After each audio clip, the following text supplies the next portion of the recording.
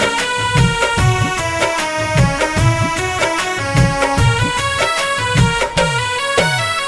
जल बिना मछली जैसे जीवन बा बेहाल। जल बिना मछली जैसे जीवन बा बेहाल। घर आजा पूछो जौनी हाल ए पियाऊ देखला भइल कैसा। घर आजा पूछो जौनी हाल ए राजा देखला भइल कैसा।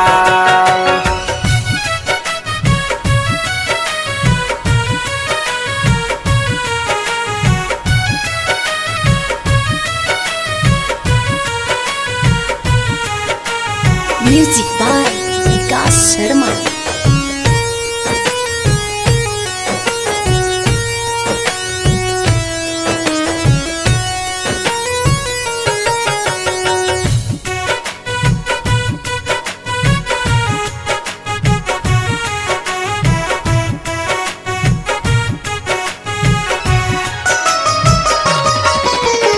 आवेला रोवाइए रजबू से सिख देखे दासा।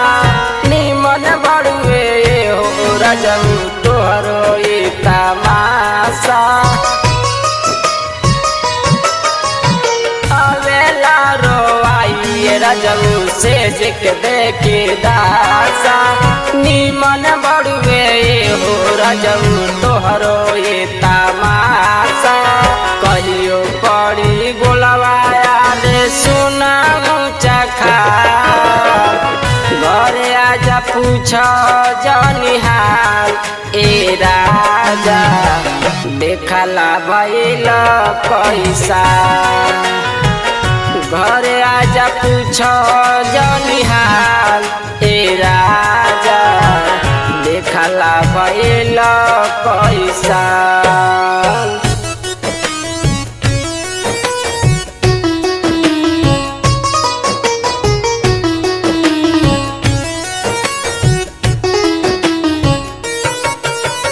म्यूजिक बाय विकास शर्मा।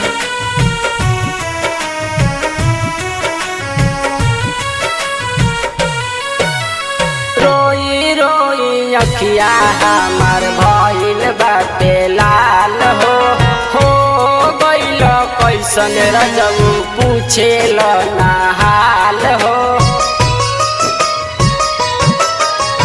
रोई रोई अखिया हमार भइल बाटे लाल हो गइल कैसन रजबू पूछेल ना हाल हो। लिहल ताहर चुमा चंदन खोजताटे गाल।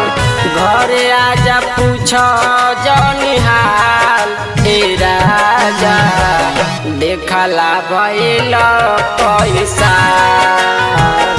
घरे आजा पूछो जौनी हाल एकरे जा देखला भइल कैसा।